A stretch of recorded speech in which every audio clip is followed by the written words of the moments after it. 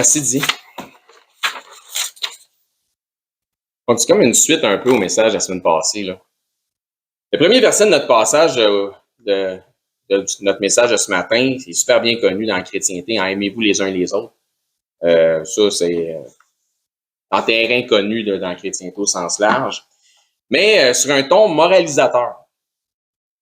Je dirais, sans me tromper, que la chrétienté démontre de la défaillance. J'en ai parlé un peu de la semaine passée, c'est pour ça que je vous dis c'est une suite un peu. Donc, la chrétienté au sens large démontre de la défaillance dans la mise en pratique de ce passage. Donc, puisque c'est le cas, j'aimerais passer du temps aujourd'hui sur le sujet, afin que nous soyons tous bien avisés. Donc, une mise en garde. Ça risque donc d'être un message peu populaire, mais qui va être selon la vérité. Jean 15, 17 nous dit, ce que je vous commande, un commandement, c'est de vous aimer les uns les autres. Et le titre du message d'aujourd'hui, c'est la jérémiade du prêcheur. La jérémiade du prêcheur. Donc, nous avons vu la semaine passée, en mettant l'emphase sur l'utilisation du mot demeurer ou du verbe demeurer, que le premier épître de Jean semble être majoritairement basé sur l'aspect de ce passage. Donc, tout le premier épître de Jean, 1 Jean, c'est comme s'il parlait de s'aimer les uns les autres, puis il met beaucoup d'emphase sur le commandement de Christ puis la loi de Christ. Voire même qu'une grande partie du chapitre 15 donc, Jean base toute son épître, son premier épître, sur une grande partie du chapitre 15, son récit qui fait de l'Évangile lui-même. Donc, l'aspect de l'unité par l'amour fraternel revient plusieurs fois dans le premier épître de Jean. Il le rappelle à maintes reprises, référant au commandement que Jésus-Christ nous a laissé. Puis c'est quoi le commandement que Jésus-Christ nous a laissé? Amen. Pour que vous compreniez bien, la référence au mot commandement, donc ce que je vous commande ou commandement, ça revient 8 fois dans l'Évangile de Jean, sur un total de 21 chapitres qu'il y a dans l'Évangile de Jean. C'est bon? Mais dans son premier épître, qui est 1 Jean, sur un total de seulement 5 chapitres, donc 8 fois pour 21 chapitres, mais sur un total de seulement 5 chapitres dans l'Évangile, dans l'épître de 1 Jean, ça revient 10 fois. Donc, proportionnellement, c'est comme, il y a quelque chose de clair qui met un emphase là-dessus. Dans 2 Jean, ça revient 3 fois juste dans un chapitre, pour un total de 13 fois dans seulement 6 chapitres. On comprend donc l'emphase intentionnelle de l'auteur sur le commandement que le Christ nous a laissé. C'est clair. Il met beaucoup d'emphase sur le fait qu'on doit s'aimer les uns les autres. Sur ce qui porte à l'unité dans son corps, dans le corps de Christ, donc dans l'Église dont nous sommes les membres. Puisque naturellement, l'amour fraternel devrait nous porter à l'unité, ça fait du sens. Si on s'aime, on va vouloir rester ensemble, et non pas à la division, n'est-ce pas? Encore une fois, c'est comme si le premier chapitre de l'épître de Jean faisait le développement plus complet. Le premier épître, pardon, de 1 Jean, en fait, de Jean, faisait le développement plus complet sur 5 chapitres de ce que Jésus dit dans Jean 15, de s'aimer les uns les autres.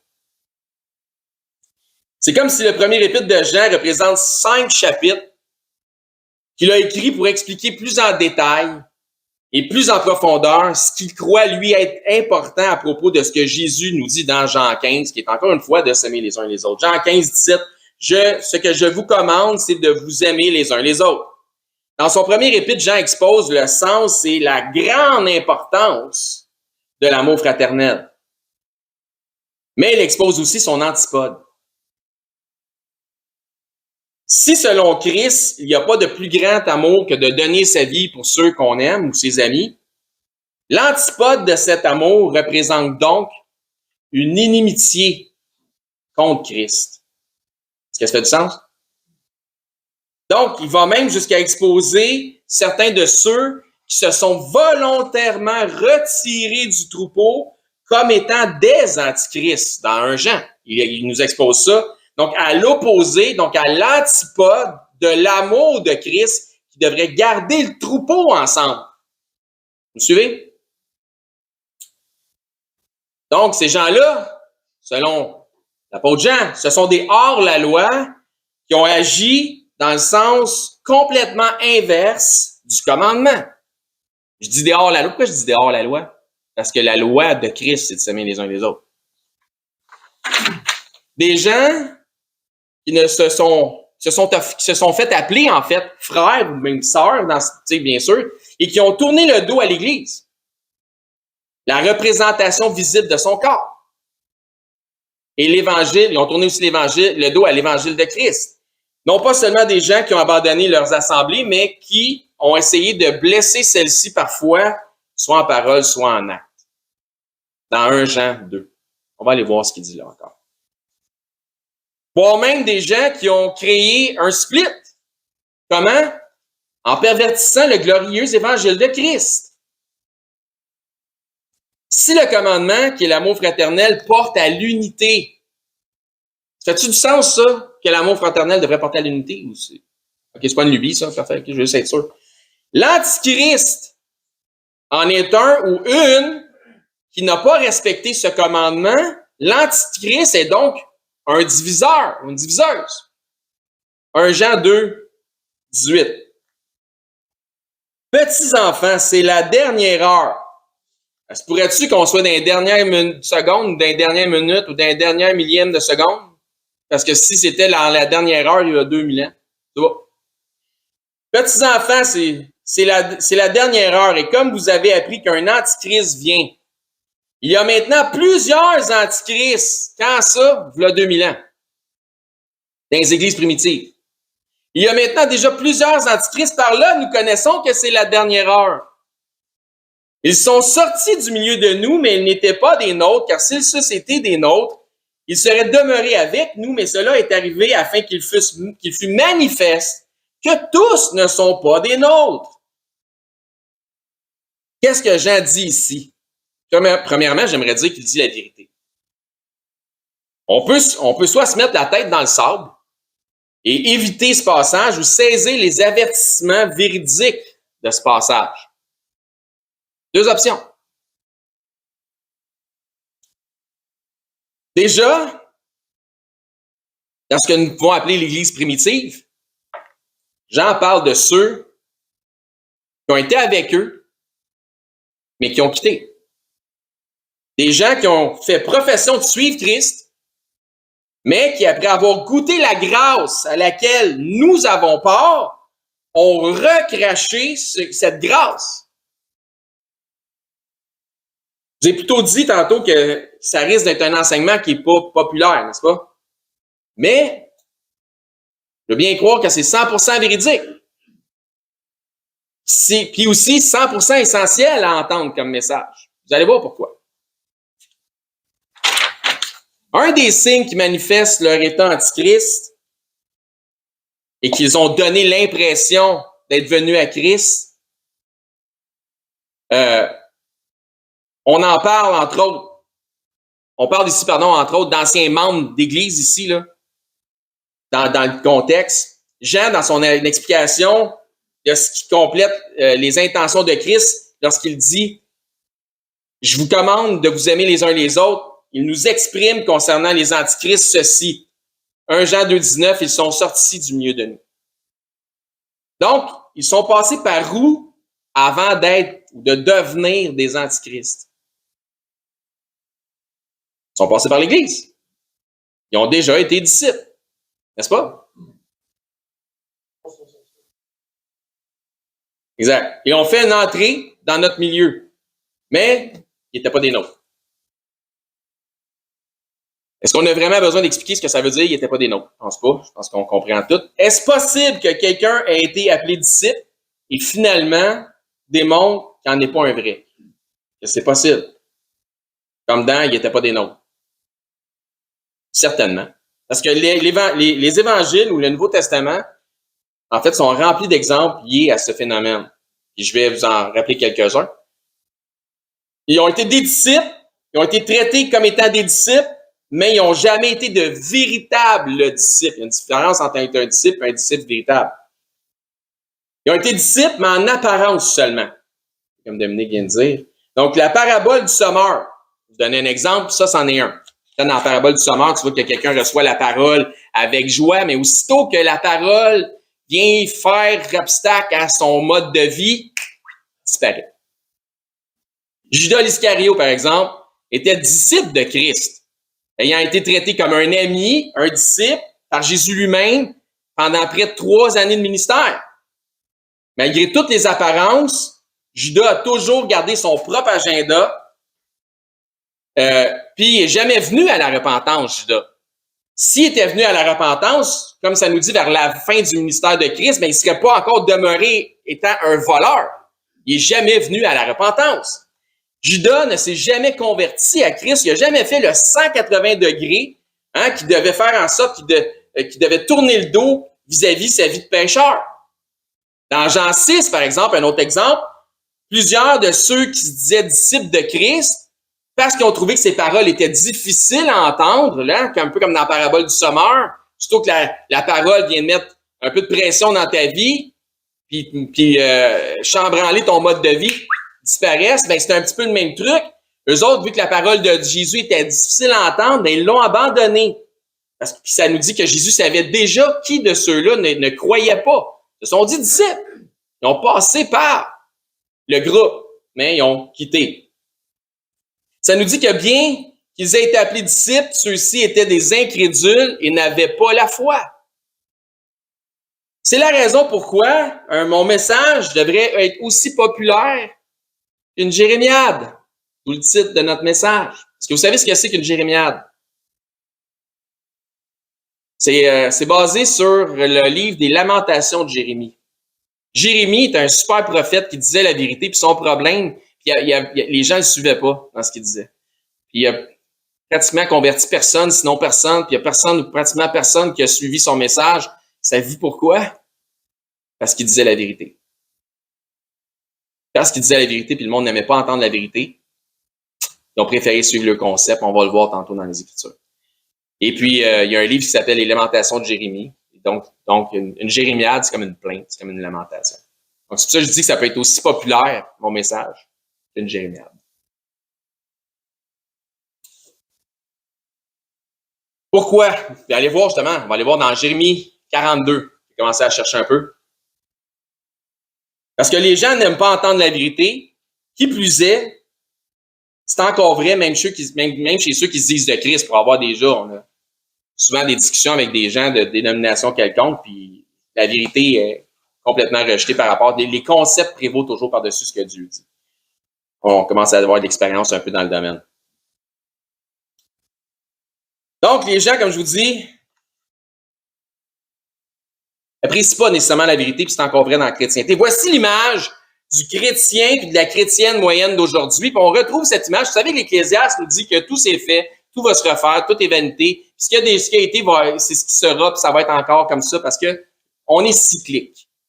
Donc Jésus vient, puis il leur dit, écoute, votre religion vous sauvera pas. C'est pas parce que c'est pas sur une montagne là ou à Jérusalem qu'il faut adorer, c'est en esprit et en vérité. Laissez faire vos concepts d'œuvres. C'est pas les œuvres qui vont vous sauver. On prend Jésus, puis il y a plein de dénominations aujourd'hui, on en a fait de la religion à outrance de ce Jésus-là. Mais, parce qu'on est cyclique, on retombe dans nos vieilles coches, comme on voit le peuple d'Israël tout le temps retomber dans leurs vieilles coches. Maintenant, Jérémie 42:1, voici l'image du chrétien et de la chrétienne moyenne qu'on retrouve dans Jérémie, qui est avant Jésus-Christ. Tous les chefs des troupes, Joshanan, fils de Karéach, Jézazia, fils de Rosé, et tout le peuple, depuis le plus petit jusqu'au plus grand, s'avancèrent. Toute la gang. L'équivalent d'une bande de pseudo-disciples qui se disent croyants de Christ. Verset 2. Et dire à Jérémie, le prophète, que nos supplications soient favorablement reçues devant toi. Intercède en notre faveur auprès de l'Éternel, ton Dieu, en faveur de tous ceux qui restent. Car nous étions beaucoup et nous restons un petit nombre. Ben, vous allez voir qu'il n'en reste pas bien. Comme tes yeux le voient. Verset 3. Et que l'Éternel, ton Dieu, nous montre le chemin que nous devons suivre et que Et ce que nous devons faire, hein, prêche-nous la vérité, Jérémie. On a faim de la vérité. On a faim de la vérité de ce que Dieu dit, hein, que sa parole soit une lampe à nos sentiers. On veut savoir qu'est-ce qu'il faut qu'on fasse dans notre vie, comment il faut qu'on marche en Christ. C'est ça qu'on a besoin. Hein? Aide-nous à diriger nos pas par les sages conseils de ce que Dieu dit, comme Dieu le dit vraiment dans sa parole. Sois notre pasteur, Jérémie. C'est ça qu'il leur demande. Hein? Ça ressemble à ça, je paraphrase, mais. Verset 4. Jérémie le prophète leur dit, j'entends, donc je vous écoute, j'entends, c'est correct. Voici, je vais prier votre Dieu selon votre demande et je vous ferai connaître sans rien vous cacher. Ça, c'est la clé, hein. Tout ce que l'Éternel vous répondra. Fait que si c'est la vérité, puis vous l'aimez pas, moi, vous la dire quand même. C'est ça qu'il est en train de leur dire. C'est ça qui n'était pas populaire, notre ami Jérémie. Jérémie dit, OK, je vais faire ce que vous me demandez. Verset 5, il dit à Jérémie que l'Éternel soit contre nous, un témoin véritable et fidèle, si nous ne faisons pas tout ce que l'Éternel, ton Dieu, te chargera de nous dire. On va agir tel de véritables disciples que nous sommes, n'est-ce pas? Hein, ça paraît spirituel, ça paraît pieux de dire ça, mais tel que l'expression populaire anglophone le dit, talk is cheap. Vous allez voir que les babines, ils ont de la misère à suivre les bottines. Verset 6, que ce soit du bien ou du mal. Il n'y a pas de problème.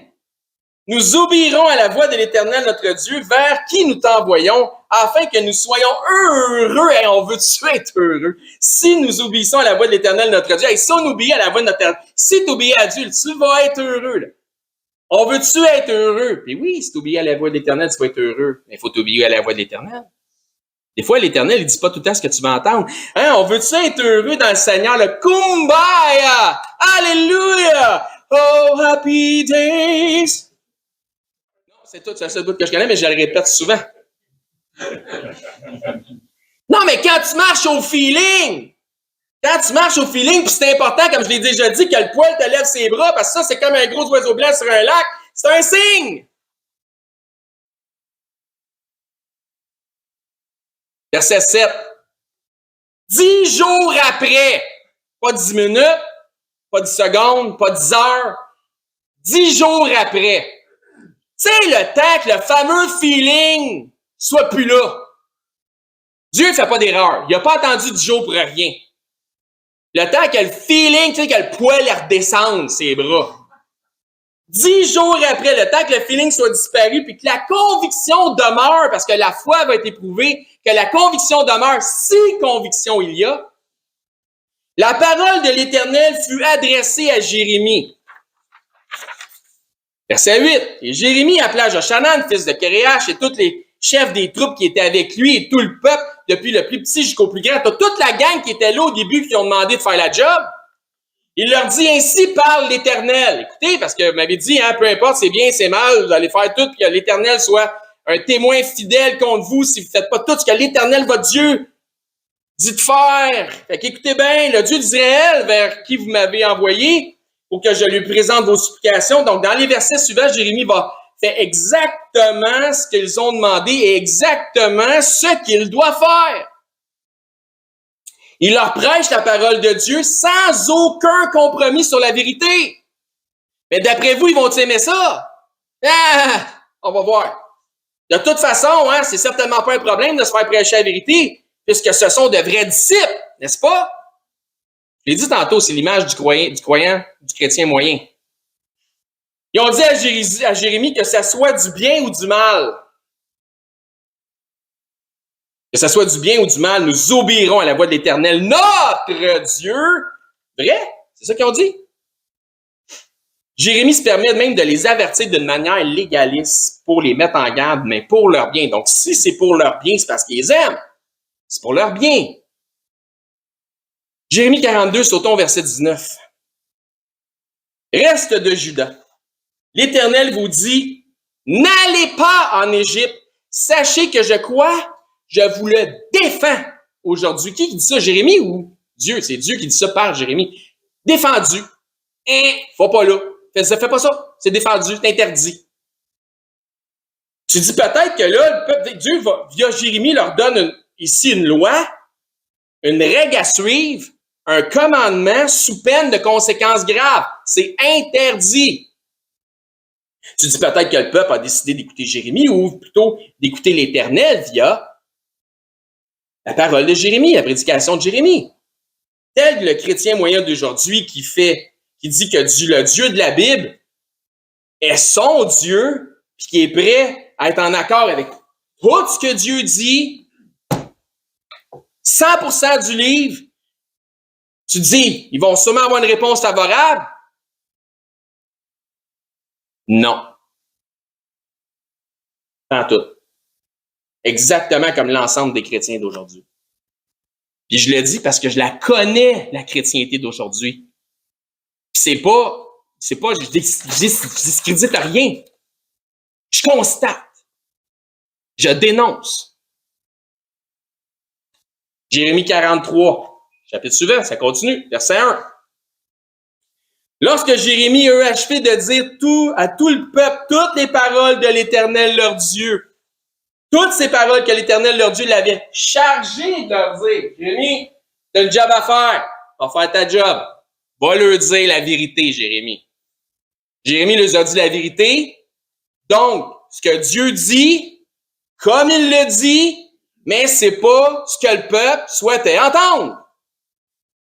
Verset 2 de chapitre 43 de Jérémie. Azaria, fils d'Osée, Shoshanan, fils de Kéréach, et tous ces hommes, quoi? Orgueilleux. Ça, c'est une clé, ça. Dire à Jérémie, tu dis un mensonge. Il est en train de leur dire la vérité de ce que Dieu dit. Tu dis un mensonge. L'Éternel, notre Dieu, t'a point chargé de nous dire, n'allez pas en Égypte pour y demeurer. Qu'est-ce qui a animé ces hommes contre Jérémie? Et le message divin selon la vérité que Jérémie a reçu et qu'il leur transmet. C'est quoi? C'est quoi le mot-clé que je vous ai dit? L'orgueil. C'est ce qui les anime contre Jérémie. L'orgueil. Et là, tu vas te dire, ouais, mais l'orgueil au sens large, l'orgueil de quoi? Si je vous dis l'orgueil de quoi, vous ne le croirez pas. Et vous m'avez entendu souvent le prêcher. Vous savez, la connaissance enfle, la charité édifie. L'orgueil de quoi? L'orgueil de la connaissance. Ben oui, alors. Ben oui, l'orgueil de la connaissance. Ben oui. La vérité biblique issue de la parole de Dieu versus contre la théologie toute faite selon les raisonnements des hommes. Ben oui, non, c'est pas écrit là. Oui, c'est là. Oui, c'est exactement ça qui se passe. Jérémie leur dit la vérité dans la charité, et puis il se fait ramasser par une gang d'orgueilleux qui, selon leur doctrine à eux autres, malsaine, selon leur théologie, faite de main d'homme, eux autres font dire à Dieu ce qu'il dit pas. Verset 2. Ces hommes orgueilleux dirent à Jérémie, tu dis un mensonge.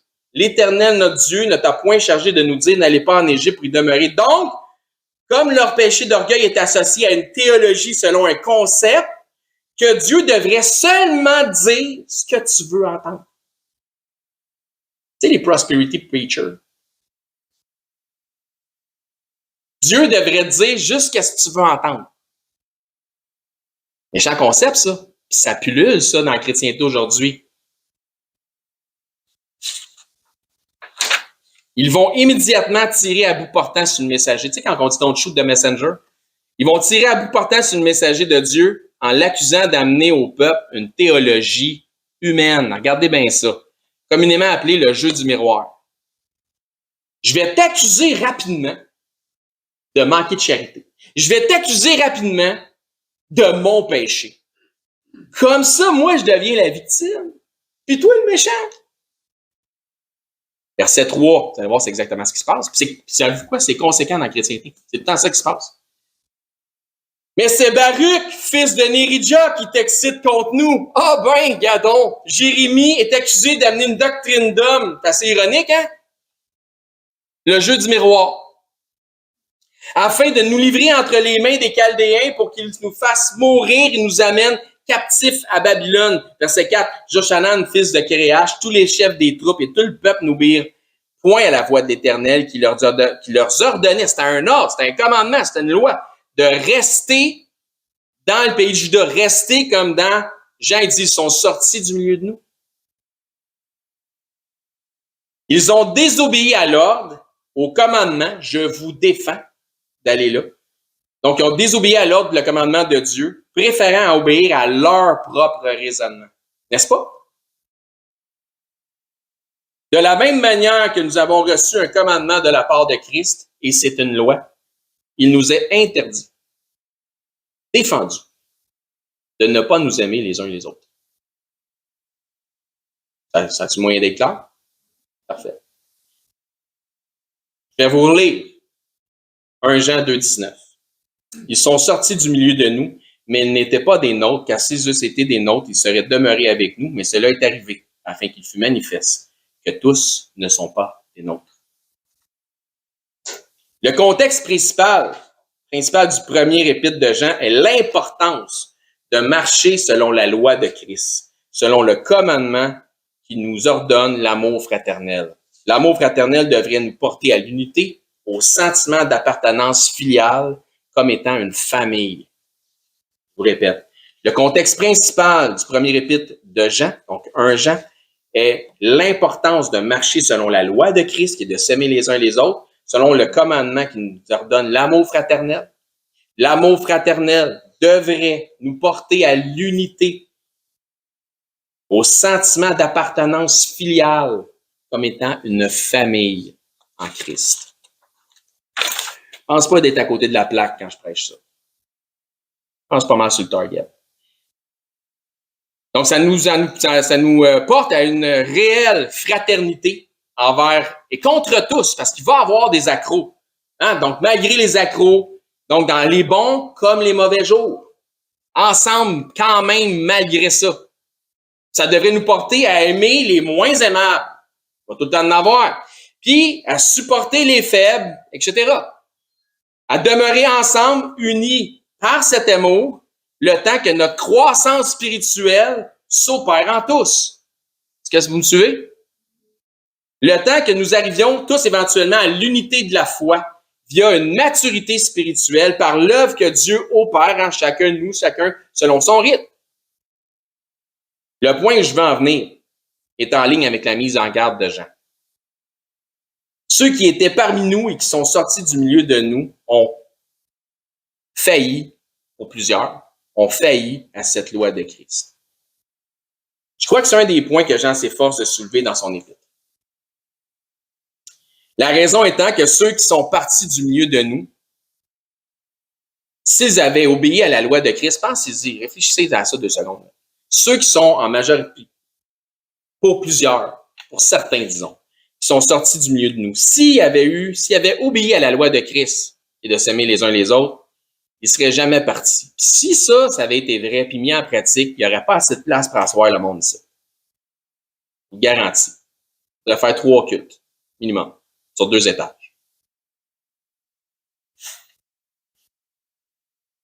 Ils sont donc partis du milieu de nous à cause d'un manque d'amour envers ceux qui ont jadis appelé frères. C'est bien bizarre, cette affaire-là. C'est quoi ça, ce concept-là? S'ils avaient véritablement eu cet amour fraternel, ils n'auraient pas abandonné leur famille en Christ. 1 Jean, chapitre 4. Ben, ça nous dit, mais cela est arrivé, il fut manifeste parce que tous ne sont pas des nôtres. Le message est d'autant plus dur à recevoir du fait que les chrétiens vulnérables, les vrais chrétiens, là, mais vulnérables, ont l'habitude de croire que tous ceux qui se disent de Christ, ben, ils sont sauvés. Puis c'est pas vrai. C'est pourquoi, dans le même contexte, Jean leur donne une option de discernement qui est en lien avec la maturité spirituelle. Dans 1 Jean 4, 1. Bien-aimés, n'ajoutez pas foi. Fais pas ça. Fais pas ça. Ne fais pas ça. N'ajoutez pas foi à tout esprit. Crois pas tout ce que tout le monde te dit. Mais éprouvez les esprits pour savoir s'ils sont de Dieu. Car plusieurs faux prophètes, pas rien qu'un, plusieurs sont venus dans le monde, déjà dans ce temps-là, imaginez aujourd'hui. Reconnaissez à ceci l'Esprit de Dieu. Tout esprit qui confesse Jésus-Christ venu en chair est de Dieu. Et tout esprit qui ne confesse pas Jésus n'est pas de Dieu. C'est celui de l'Antichrist. Donc, à l'opposé de, dont vous avez appris la venue et qui est maintenant déjà dans le monde. Donc, l'esprit de l'Antichrist est dans le monde. Ne mêle pas ta foi avec tout ce qui se dit de Christ, tous ceux qui se disent de Christ. Car ce sont peut-être des gens sous l'emprise de quoi que ça nous dit? De faux prophètes, plusieurs faux prophètes, qui leur ont présenté un autre Jésus issu d'un autre évangile. Est-ce que ça va? Aussi populaire qu'une Jérémie, on continue. Comment faire la différence? Comment avoir l'esprit exercé par la maturité spirituelle là, à faire la différence entre le vrai et le faux, le bien et le mal, comme ça nous dit dans Hébreu. Verset 2, ça nous dit « Reconnaissez à ceci l'Esprit de Dieu. Tout esprit qui confesse Jésus-Christ venu en chair est de Dieu. » Verset 3, « Et tout esprit qui ne confesse pas Jésus n'est pas de Dieu. C'est celui de l'Antichrist. » Attention, leurs bouches vont faire quoi? Leurs bouches diront que Jésus est Seigneur. Seigneur, Seigneur. Vous vous souvenez de ça? Mais Jean ne dit pas d'éprouver leur bouche, mais leur esprit. On ne combat pas contre le sang et la chair. Si tu veux des informations, va les chercher dans l'esprit de la personne, les informations. Pas de sa bouche, dans l'esprit. Wow, j'avais jamais pensé à ça. Ouais, c'est ça qui est écrit. Donc, sont-ils selon l'esprit de vérité ou selon l'esprit d'erreur? C'est ce que Jean nous dit. 1 Jean 4,6.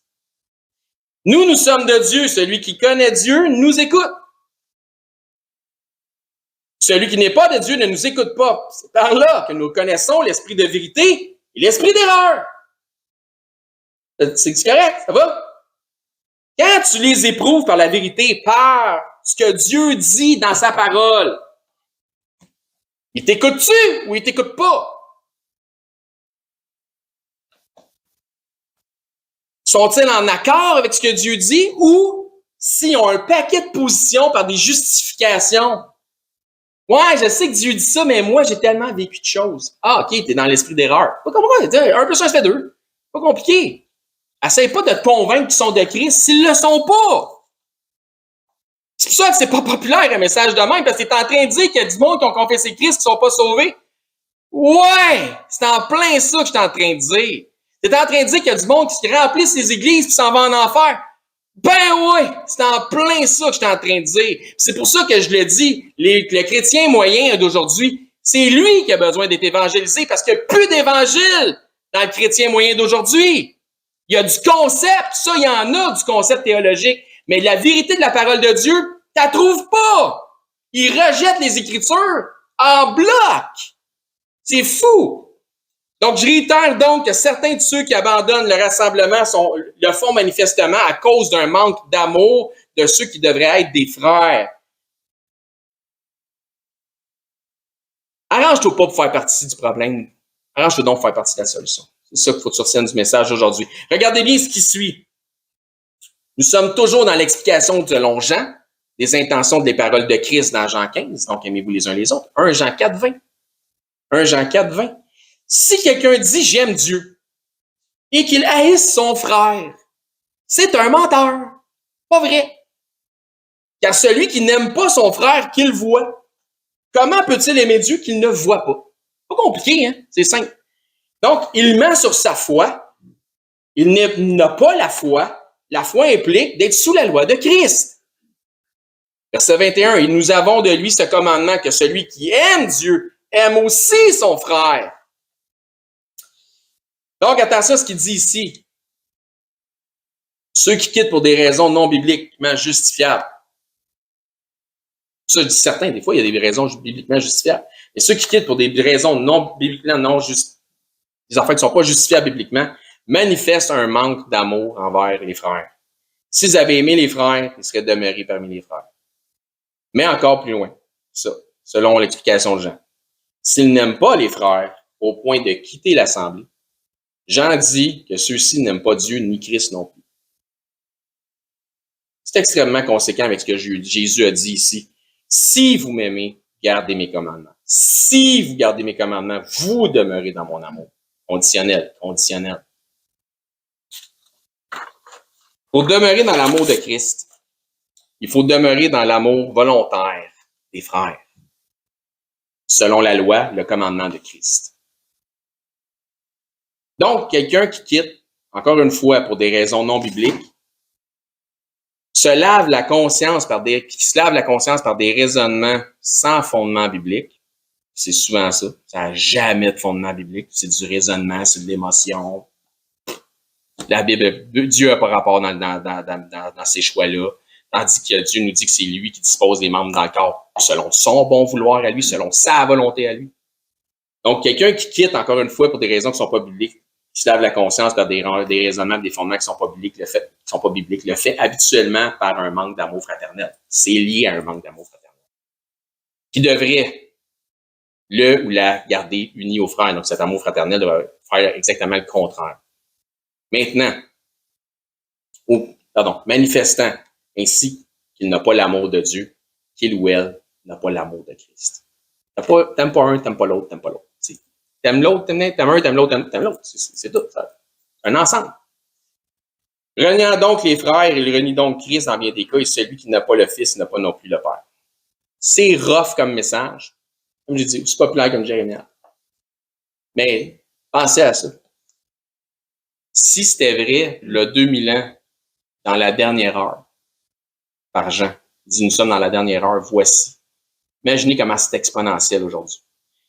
Donc, c'est peut-être pas, ça sonne pas gentil comme message, pas fin, mais je pourrais prêcher ça pendant 52 semaines, puis je serais encore bien correct. Parce que si c'était vrai, qu'il était dans la dernière heure, puis on était dans les derniers millièmes de seconde aujourd'hui, c'est encore plus vrai, puis plus exponentiel aujourd'hui, puis on a besoin de se faire rappeler davantage ces choses-là. Puis si t'aimes pas entendre un message comme celui-là, puis ça t'affecte parce que soit ça te vient te chercher personnellement, ou parce que tu connais quelqu'un qui connaît quelqu'un qui connaît quelqu'un, ben peut-être que c'est de toi qu'on parle dans le message à matin. Conclusion du message de ce matin. Message. Avez-vous un véritable amour des frères qui fait en sorte que vous souhaitez demeurer avec les frères? Avez-vous du discernement utile selon la maturité en Christ de reconnaître la différence entre l'esprit de vérité et l'esprit d'erreur? Parce que quelqu'un dit qu'il est de Christ, là, es-tu conscient que tu peux être à côté de la plaque puis bien solide? Avez-vous le discernement aussi de comprendre que quelqu'un peut se dire de Christ en disant « Seigneur, Seigneur », mais sans être de Christ? Est-ce que la Bible ne nous parle pas de ça? Êtes-vous en mesure de pouvoir identifier les faux prophètes qui présentent un faux Jésus selon un autre évangile? Puis c'est pourquoi il y a des assemblées complètes de gens complètement séduits qui sont sincères dans leur dévotion, mais ils s'en vont sincèrement en enfer. Si vous êtes à même d'identifier les faux disciples, dites-vous bien qu'un peu de levain fait lever toute la pâte et que les mauvaises compagnies corrompent les bonnes mœurs. Et ça, c'est vrai aussi dans la chrétienté au sens large. Avec qui tu tiens, qui se dit de Christ. Si vous ne faites pas encore partie de la famille de Christ, bon, mais ça, c'est une autre histoire. Dieu adopte encore des enfants aujourd'hui. Ça, c'est une bonne nouvelle. Puis vous pouvez venir à Christ, faire partie de la famille de Christ, puis vous assurer une place auprès du Seigneur au ciel pour l'éternité. Si vous ne savez pas tout ce qui en découle, ben venez nous voir. On va vous expliquer la simplicité de Christ, puis comment on peut garder ça simple tout au long de votre relation avec Dieu et avec Jésus. Amen? Merci d'avoir été attentif.